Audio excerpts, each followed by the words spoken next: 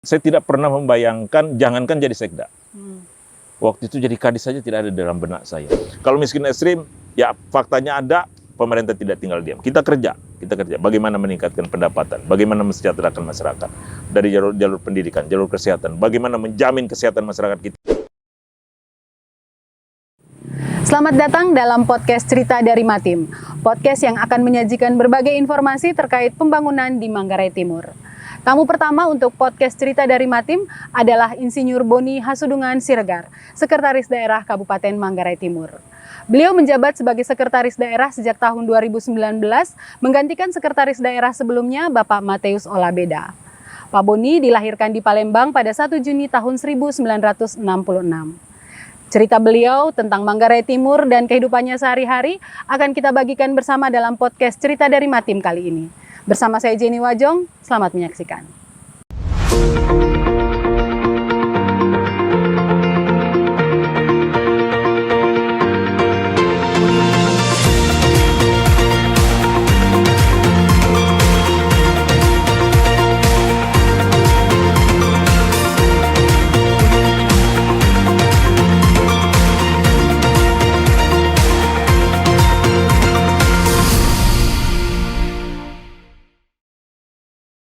Tadi barusan dari Bajawa, Pak. Iya, tadi ada pertandingan perebutan juara 3, anak-anak kita di Suratin Cup. Tadi pagi pertandingan, selesai itu kami langsung ke Borong. Dan saya istirahat sebentar, kita langsung ketemuan. Terima kasih banyak, Pak. Belum sempat istirahat, sudah langsung ke sini. Tapi Suratin Cup bagaimana? Tadi kita kalah 1-0 dari Nirwana, tetapi saya tetap syukuri kita peringkat keempat untuk NTT di potensi usia anak muda kita. Luar biasa teman-teman yang sudah berjuang di Suratin Cup untuk tahun 2023 ini ya Bapak. Baik, dari nama saja Pak, kita sudah tahu nih bahwa Pak Boni ini bukan orang Manggarai Timur pastinya. Bukan orang Manggarai lah ya. Kalau dari nama Bapak Insinyur Boni Hasudungan Siregar. Bapak bisa cerita sedikit perjalanannya dari, itu namanya nama Batak ya Pak ya? Iya, betul. Kemudian Siregar. Bisa sampai di Manggarai Timur itu bagaimana ceritanya Ceritanya Pak? Gini, saya udah 30 tahun jadi PNS. Saya pengangkatan 93. Ini tahun 2023, 30 tahun masa kerja.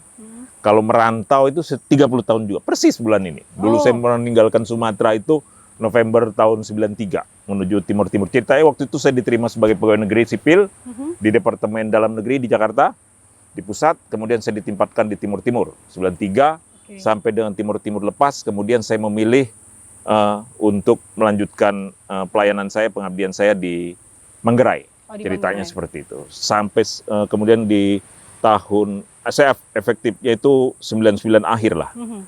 Sampai dengan 2009 saya di Manggarai. Kemudian 2009 sampai dengan sekarang 14 tahun saya di Manggarai Timur. Jadi total di Manggarai Raya ini Desember nanti saya sudah 24 tahun. Udah cukup lama ya Pak? Lama banget. Lama sekali. Oke, dan itu berarti Bapak di Manggarai Timur itu sejak awal pembentukan, bisa dibilang seperti itu?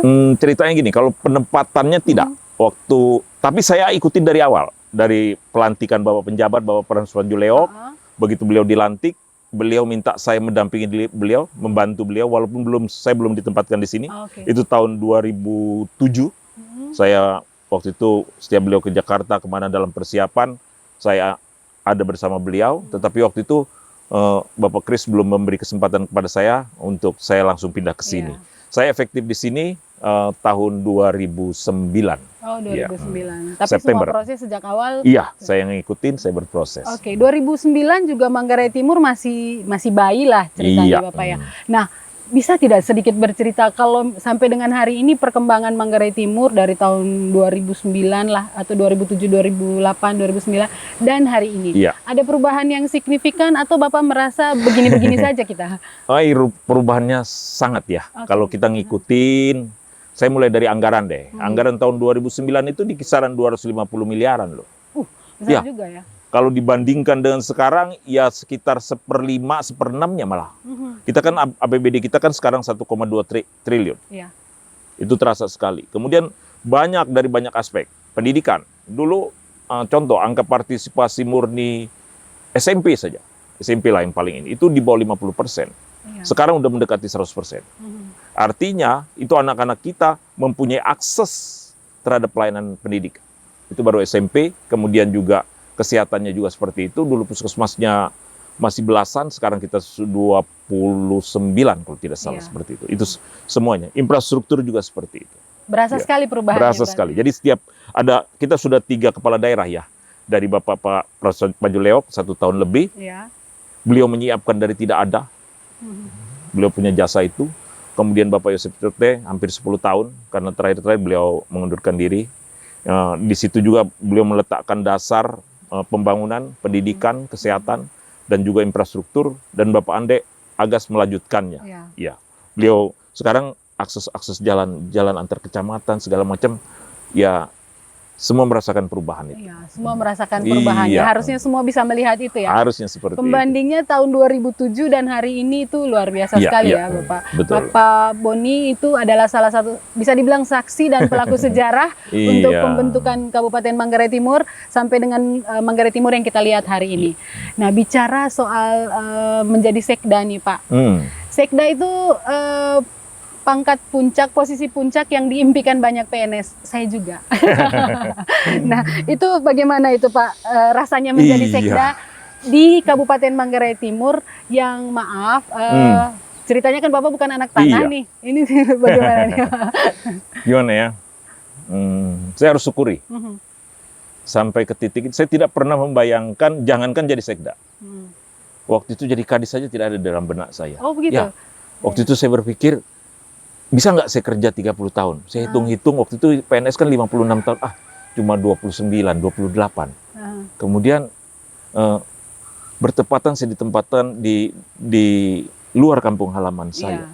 Saya ada prinsip, waktu itu ada 2 tahu diri yang saya tanamkan dalam diri saya. Pertama, saya harus tahu diri terkait dengan jabatan. Saya nggak boleh banyak nuntut, ya toh. Saya harus tahu diri. Apalagi setelah saya masuk Manggarai, itu udah masa otonomi daerah toh. Kemudian yang tahu diri kedua, ketika saya ditempatkan, dipercaya di sebuah jabatan, saya harus maksimal kah? Hanya cara itu saya membalasnya kah? Kalau mau dihitung-hitung kasarnya, itu kan ngambil jatah orang Manggarai itu. Iya toh. Makanya ketika kepala seksi saya coba maksimalkan. Waktu itu saya cuma berpikir Kabid itu jabatan tertinggi. Kabid waktu yang tertinggi. Ternyata puji Tuhan meluncur terus, berjalan terus ya sampai ke titik ini. Saya tidak pernah membayangkan dan ya itu harus saya syukuri. Saya tidak tahu kenapa saya dipilih, tentu pimpinan yang tahu. Saya cuma tahu bagaimana kerja dan kerja. Tapi pernah merasa berat Pak jadi sekda? Tidak. Tidak ya? Ya, saya menikmati karena apa ya? Menikmati dalam pengertian ini bagian dari tugas pelayanan ya. Ya pelayanan itu kan nggak melulu harus jadi pendeta, jadi pastor atau jadi ustadz. Saya pikir nggak harus seperti itu. Tidak harus dalam yang sifatnya rohani. Iya, gitu kan. Makanya saya pikir ini bagian dari pelayanan saya. Apa yang saya dapat untuk keluarga saya pasti ada imbasnya kah? Ya, bagaimana keluarga saya, bagaimana anak-anak saya. Ya menurut saya seperti itulah. Hukum alam seperti itu. Jadi tidak ada soal walaupun bukan anak tanah, semuanya berjalan. Iya, dan puji Tuhan saya harus syukuri 24 tahun di Manggarai Raya, 10 tahun di Manggarai dan 14 tahun di Manggarai Timur, ya saya merasa saya diterima. Saya tidak pernah mengalami gangguan yang sifatnya teror, segala macam di WA saya maupun di media sosial saya. Itu yang saya syukuri. Nggak banyak yang bisa seperti itu, tapi saya selama 24 tahun saya tidak pernah. Itu yang membuat saya nyaman. Itu artinya memang Bapak juga diterima di sini berarti. Iya, dan saya juga harus akui orang Manggarai memang welcome dengan yang dari luar. Iya, luar biasa sekali. Baik, Bapak sambil diminum kopinya, Pak. Terima kasih, ini kopi colol nih ya. Sambil menikmati kopi di Cepiwatu. Iya. Silakan, Pak. Iya, makasih. Jadi orang Manggarai berarti suka minum kopi juga, Pak? Harus. Kopi asli yang nggak pakai gula. Kopi murni ya. Mari kita minum. Yuk. Ya, silakan. Baik. Ada cerita, bukan cuma cerita ya Pak. Ya. Kalau cerita mungkin itu masih cuma sekedar kabar angin, tapi berita. Ya. Ada yang menyajikan data juga di berita-berita itu yang bilang bahwa Manggarai Timur ini miskin ekstrim. Ini agak memalukan sebenarnya kan Pak. Iya. Ini bagaimana nih Pak? Ini kalau menurut saya sebagai masyarakat juga pasti banyak yang berpikir soal itu.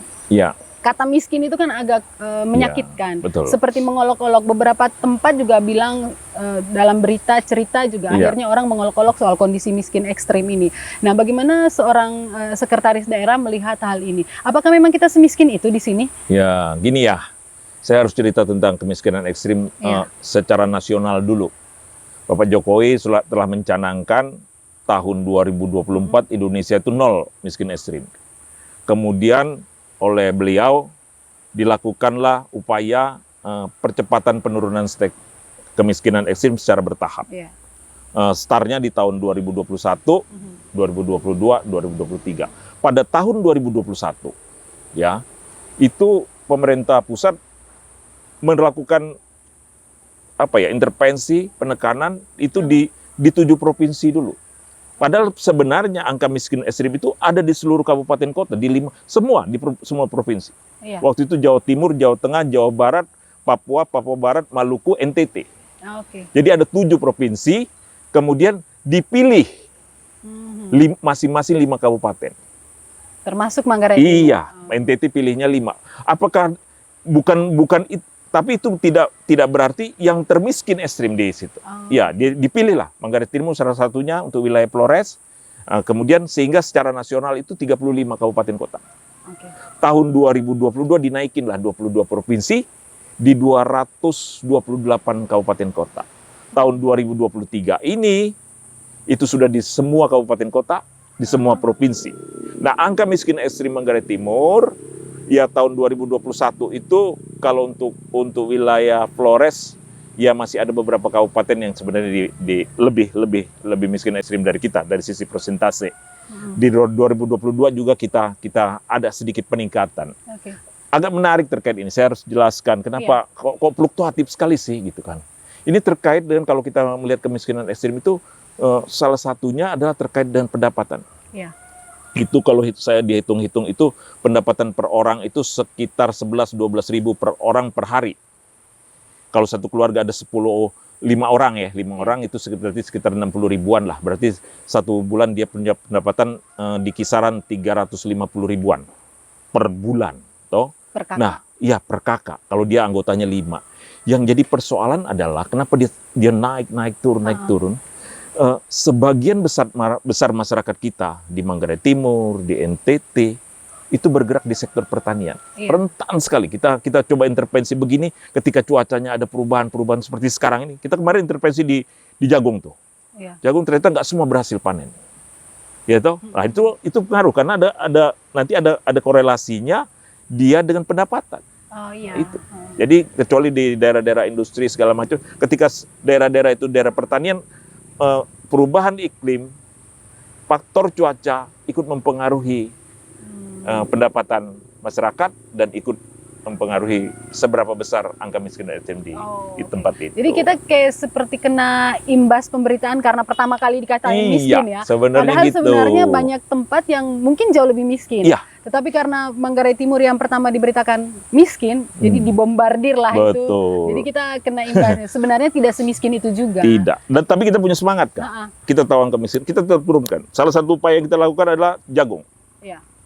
Hitung-hitungannya gini lah, saya sedikit singgung lah. Kenapa jagung? Kita punya lahan cukup memungkinkan. Hampir semua masyarakat kita punya lahan jagung. Hitung-hitungannya kalau 1 hektar saja masing-masing kakak nanam. Toh kalau dia dapat 7 ton, harga 4.000, 28 juta, biaya operasional 10 juta, 14 juta dia 4 bulan. Berarti 3,5 juta per bulannya. Katakanlah setahun 2 kali tanam, berarti dia bisa sekitar 2 juta lebih per bulan. Keluar dia sudah kemiskinan ekstrim. Pendekatan yang dilakukan pemerintah tetapi tidak bisa yang sifatnya BLT. Kadang saya guyon seperti ini kah? Kalau BLT itu kan hari ini dia miskin ekstrim, kemudian dibantu BLT, hari itu setelah dibantu tidak miskin ekstrim, uangnya habis miskin lagi. Gitu. Kondisi miskin ekstrim juga sebenarnya agak kontradiktif dengan angka IPM Manggarai Timur yang akhir-akhir ini di tahun ini agak naik ya Pak. Betul. Sebelumnya kita rendah, angka IPM Manggarai Timur sekarang sudah di posisi sedang.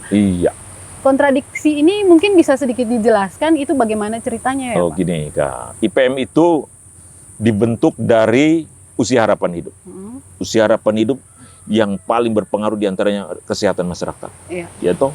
Kemudian lama usia sekolah. Tadi saya bilang, ketika kita bangun sekolah-sekolah dengan mutu yang baik, akses ke sekolah baik, maka angka partisipasi, angka usia sekolah yang dulunya mungkin dia cuma tamat SD, sekarang dia tamat SMP, itu naik Dulu dia. ijazah sambut baru kalau kita biasa, habis gitu. sambut baru selesai. Ya tahu. Yang ketiga, harapan usia sekolah, lama sekolah itu harapannya. Dengan dibangunnya banyak teman, mereka ya seperti itu, ada pengaruhnya. Dan yang keempat adalah pengeluaran per kapita. Yang berhubungan langsung dengan kemiskinan ekstrim, yang keempat tadi. Pendapatan. Nah, tetapi kenapa di sini masih ini kan fluktuatif. Tetapi di sini cenderung naik dia. Ketika kita bangun puskesmas, tenaga medis kita semakin lengkap, tersedia, kemudian sarana pendidikan semakin oke, ya udah ini otomatis dia naik. Kira-kira seperti itu. Kalau kita dihubungkan kenapa IPM-nya naik, ekstrimnya ya begitu naik turun kira-kira gitu. Oke. Baik, secara pribadi tapi juga mungkin lebih melihat secara sebagai seorang sekda ya Pak. Iya. Kalau misalnya boleh menentukan skala prioritas pembangunan, Bapak akan lebih memilih mana nih? Pembangunan infrastruktur kah, atau pembangunan sumber daya manusia, kesehatan, atau sektor pertanian dan pangan nih? Ini pertanyaan agak sulit nih ya. Tapi gini Kak, kita tidak bisa membanding-bandingkan itu. Iya. Saya harus bilang seperti, kita dalam kondisi awalnya lagi nggak oke semua nih. Ekonominya lagi nggak oke, infrastrukturnya nggak, pendidikannya nggak, kesehatannya nggak. Kalau kita sentuh saja bagaimana? Misalnya sentuh saja pendidikan, kesehatannya bagaimana?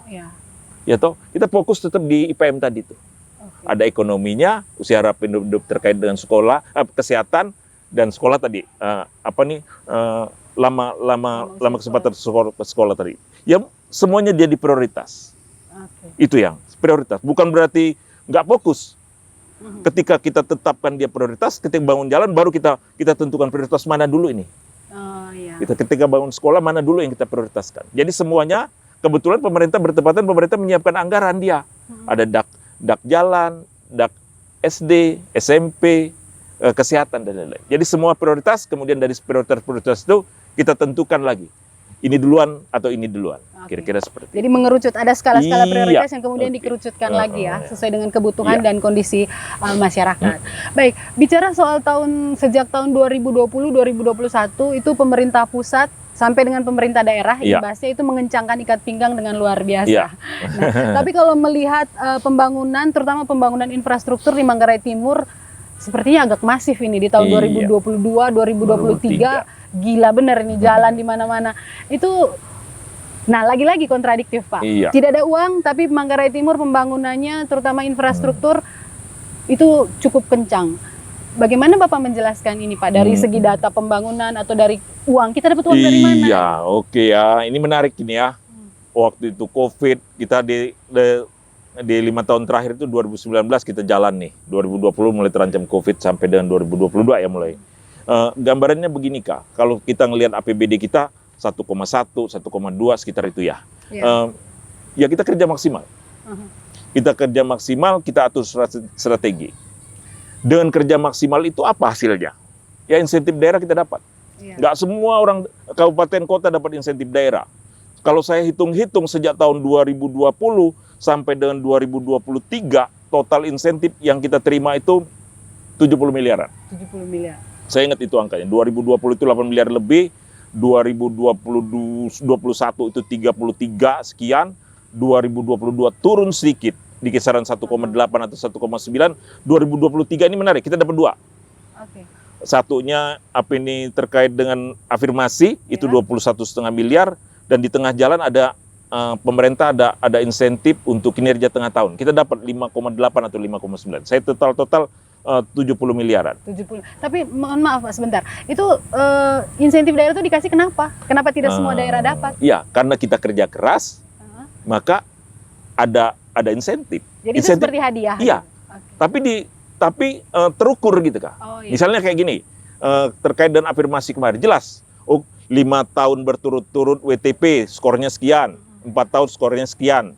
Kemudian nanti APBD tepat waktu sekian. Semua jadi ketika daerah itu ditetapkan dapat, kalau istilah saya kalau mau diaudit ya bisa kita audit. Ya toh, kenapa dia dapat? Kenapa Manggarai Timur lebih tinggi daripada kabupaten lain misalnya. Kita bisa sandingkan nanti nilainya. Ya. Itu baru dari insentif. Oke. Ya. Kemudian kita punya DAU. Oke lah, DAU lebih banyak gaji, kemudian biaya-biaya operasional dan lain-lain. Tetapi kita juga melihat ada peluang besar, saya lihat, itu dari dana alokasi khusus fisik. Oke. Ya. Untuk 2 tahun terakhir gambaran keseriusan kita ya, teman-teman. Manggarai Timur tahun 2023 ini dapat 245 miliar. Kalau untuk secara nasional dari 500 sekian kabupaten kota, itu kita masuk dalam 10 besar. Iya. Ya. Kemudian tahun 2024 nanti kita dapat 216 miliar. Itu juga masuk kelompok 10 besar nasional. Ini perlu usaha, ya. Teman-teman semua perangkat daerah, pengelola, kita bekerja, kita ikuti aturannya. Bahasa saya juga sama. Kita bisa diaudit. Iya. Kenapa dia dapat 216, kenapa Kabupaten X cuma dapat 100? Mari kita bisa dibuka itu. Iya. Di ini. Jadi sangat fair dan kita ngelihat peluang itu. Ya, saya itu orangnya penasaran. Oke. Jadi contoh ya, saya kemarin saya suka cerita gini kan. Tahun ini contoh, Iya. SMP kita cuma dapat 7 miliar. DAK. Saya WA waktu itu Pak Sekretaris Dinas PPO. Iya. Pak Kadis, Pak Sekretaris, kita cuma dapat 7 miliar. Saya buka data NTT, Sumber Barat Daya dapat 30 miliar. Pelajari kenapa dia dapat 30. Iya. Ya, Apa kita jauh ya juga harus itu? dong, gitu tau. Kalau dia dapat lebih besar dari kita, berarti kita bisa dapat ke angka itu. Pelajari, bangun komunikasi, segala macam melengkapi berkas. Ya puji Tuhan, tahun 2024 SMP dapat 35 miliar. Iya. Nomor 2 untuk tertinggi untuk Indonesia. Untuk Indonesia bahkan. Iya, setelah Bandung Barat. Iya. Artinya ada kesungguhan, ada keseriusan, ada pengawalan. Ini menariknya, pengawalan itu tuh kita berjenjang. Iya. Di tingkat ini, di level sekdanya ngapain gitu. Ini berarti Bapak secara tidak langsung mau bilang bahwa kualitas ASN di Kabupaten Manggarai Timur ini cukup mumpuni untuk melaksanakan pembangunan? Saya harus bilang begitu. Faktanya juga seperti itu. Ya, teman-teman kita ASN ya jangan kecil hati lah. Kita harus berbangga diri. Kita sudah buktikan di kinerja kita, insentif tadi itu bukti nyata. Iya. DAK itu menurut saya juga sifatnya insentif. Kalau yang nggak kerja kan nggak dapat. Iya. Saya contoh ya, tahun 2024. Minta maaf, saya harus sebutkan. Ya, ada 4 kabupaten. Nggak enak kalau saya sebut. Di Flores ini ada 3. Kemudian ditambah satu di... Saya gabungkan 4 kabupaten dan kota itu. Itu cuma 209 miliar. Iya. Masih di bawah kita, bayar. Masih jauh di bawah kita. Ya, toh? Iya. Kita 216 toh. Di 4 itu dikumpul-kumpulin semua, masih ada di gitu kira-kira. Berarti Bapak punya pasukan yang luar biasa hebat di belakang seorang Ya. sekretaris daerah saat ini Ya ya. Bun Yasunan bisa apa sih? Ya tuh teman-teman yang kerja kita cuma bantu semangati, kontrol. Salah satu kekuatan ya sebenarnya di dalam kepemimpinan menurut saya ya, Iya, iya. itu adalah jalannya evaluasi. Ya, evaluasi itu harus dijalan. Nggak bisa kita ngomong ini nanti kerjain dia terus biarin, tahu-tahu di lain waktu kita tergopoh-gopoh atau ketinggalan. Udah, kita jenjang, kita evaluasi dan di situ kita tahu kekurangan kita apa, kita perbaiki dan seterusnya. Ya. Saya tadi sudah menyiapkan satu pertanyaan tentang bagaimana Bapak melihat sumber daya manusia di Manggarai Timur ini. Ya. Tapi sepertinya sudah terjawab itu tadi ya. Iya, kalau SN-nya oke, masyarakat kita juga oke. Iya, toh? iya. Saya pikir gini, Manggarai Raya ini, ya, sekolah kita gak usah cemas deh, harus sekolah-sekolah keluar, sorry, saya bilang. Ya saya contoh ya, anak-anak saya dari kecil semuanya sekolah di Manggarai. Iya. Ya Manggarai, ya sorry karena anak saya tinggal di Ruteng, sekolah di Manggarai di Ruteng. Ya artinya sekolah kita di NTT ini nggak ketinggalan. Buktinya ketika dia masuk perguruan tinggi, Ibu Yendi sendiri Iya. kan bisa bersaing di Bogor sana. Ya anak-anak saya puji Tuhan juga bisa mengikuti dan nggak ketinggalan. Jadi sekolah kita nggak ketinggalan. Begitu saja. Kesempatan aja yang harus dimaksimalkan. Iya. Melihat peluang kemudian memaksimalkan kesempatan ya. Gitu. Oke. Berarti sebenarnya saya baru beberapa menit ini ngobrol, saya sudah merasakan satu bentuk kepercayaan diri yang luar biasa. Bahwa sebenarnya tidak miskin ekstrim juga. Enggak juga. Kemudian Manggarai Timur bergerak walaupun mungkin tidak berlari kencang, tetapi kita Ya. lumayan banyak perubahan. Dan perkembangan pembangunan Betul. sejak tahun itu ya, Ya. Pak. Tahun Banget 2007. ya. Di semua sektor saya sampaikan tadi. Kita ada perubahan nyata. Kalau dia orang itu katakan melakukan penilaian kapan di 2009 sampai ke sini, dia pasti akan tahu itu perubahan-perubahan itu. Iya. Dia harus fair lah menilai itu, toh gitu. Iya. Kalau miskin ekstrim, ya faktanya ada, pemerintah tidak tinggal diam. Kita kerja. Bagaimana meningkatkan pendapatan, bagaimana mensejahterakan masyarakat dari jalur pendidikan, jalur kesehatan, bagaimana menjamin kesehatan masyarakat kita dengan BPJS. Ya toh, itu juga jaminan supaya masyarakat kita ketika ada yang sakit nggak khawatir lagi. Saya mau berangkat ke puskesmas, siapa yang biayain? Udah nggak lagi sekarang gitu. Kita juga sudah punya mall pelayanan publik. Ya. Itu juga salah satu prestasi yang membanggakan di tahun 2023 ini ya Pak. Ya. Ini luar biasa sekali dan semua pelayanan untuk masyarakat itu terkonsentrasi di satu tempat dan semua orang bisa mengaksesnya dengan cukup mudah. Iya, betul. Ya. Pak Boni ini juga senang bertualang. Beliau adalah seorang, mau dibilang pelaku pariwisata juga tidak ya, penikmat mungkin. Penikmat. Untuk keseluruhan spot pariwisata di Manggarai Timur, favoritnya di mana nih Pak?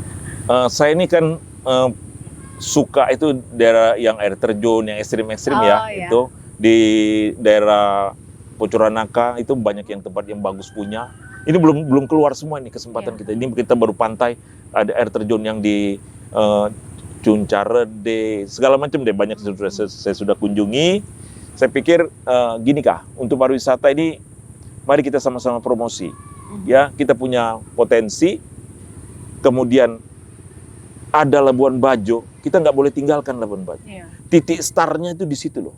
Masuk NTT, masuk Flores, ya udah dari Labuan Bajo. Terus dia nanti akan terus dia bergerak. Saya membayangkan dulu kalau Bali gitu kan, 30-40 tahun lalu orang taunya Bali itu kan cuma Kute, kemudian Ubud toh, Iya. ya kan? Kemudian sekarang kemana-mana. Pantai Pendawa itu, jangan kan bicara puluhan tahun. Saya ingat 10 tahun lalu saya ke sana, 10 tahun lebih ke sana, itu masih kayak gini. Bahkan ini jauh lebih baik, saya tahu. Oh, bahkan Ya, ini bahkan jauh lebih lebih baik. Oh, tapi dia terus bergerak. NTB, dulu orang taunya kan Seginggi. Iya. Toh, sekarang ada Gili Trawangan, toh ke segala macam. Nah, NTT dengan Floresnya, apalagi BOP itu adalah Badan Otorita Pariwisata Labuan Bajo Flores. Berarti Flores itu sebagai sebuah destinasi. Iya. Kita harus tangkap peluang itu. Dan kita punya potensi dia.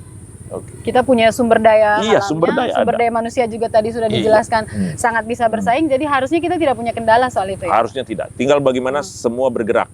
Iya. Ada potensi, tapi kalau nggak ngapa-ngapain, berbangga-bangga aja dengan lokasinya yang indah, tapi nggak melakukan inovasi perubahan, ya saya jujur mengapresiasi Desa Gololoni yang bersyukur kemarin dapat penetapan 15 desa wisata terbaik Iya. untuk di Indonesia. Kebetulan saya ngikuti perkembangannya. Iya. Ya, saya juga ya kepala desa itu kalau apa ya istilahnya nggak segan kok dia WA saya kak. Iya. Dia Pak saya lagi giniin. Kadang-kadang saya kasih masukan atau apa. Jadi kita juga pejabat membuka lah kepada mereka yang punya inovasi, punya semangat.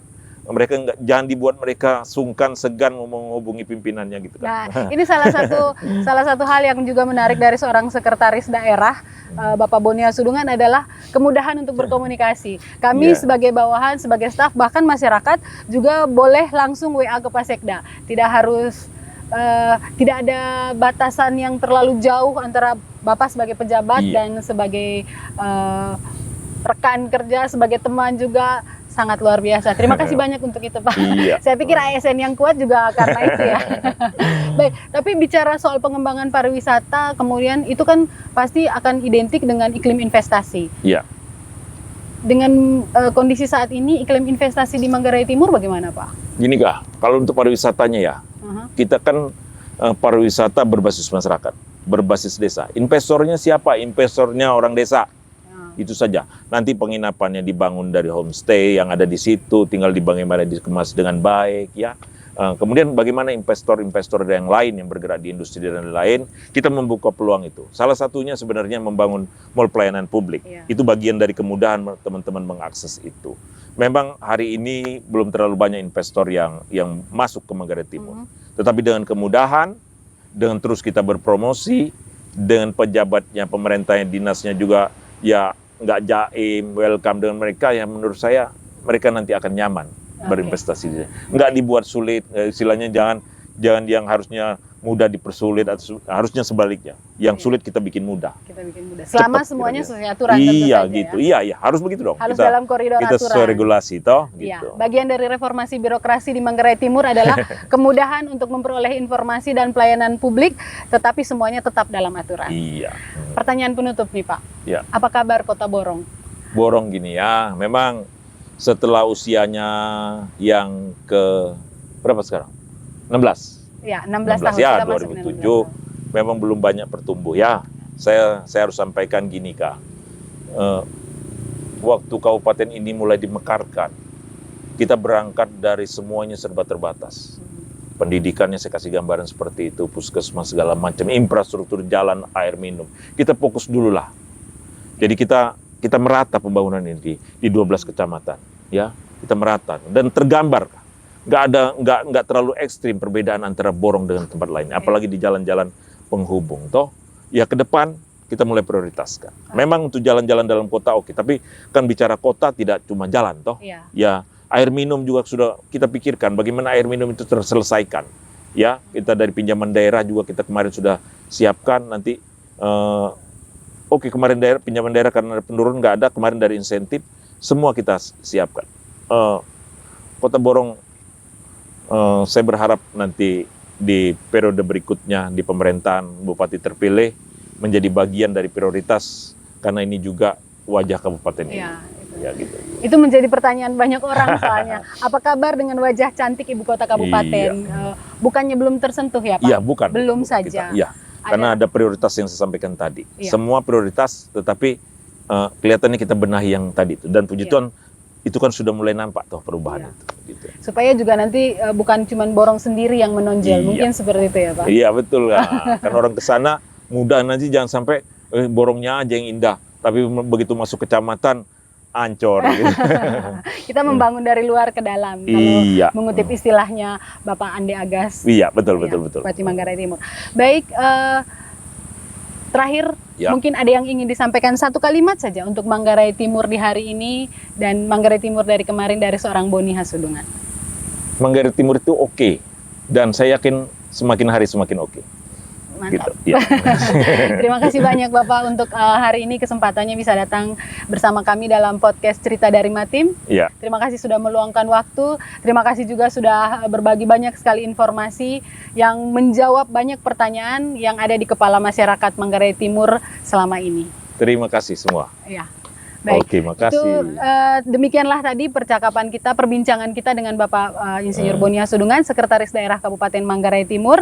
Terima kasih atas perhatian kita semua. Yang jelas seperti mengutip ke Pak Boni, kesimpulan dari semuanya, berdayakan diri dulu. Iya. Kekuatan itu harus datang dari dalam, mudah saja nanti untuk mendatangkan uang dari luar ketika semuanya sudah kuat secara organisasi, secara pribadi, dan juga secara kabupaten keseluruhan.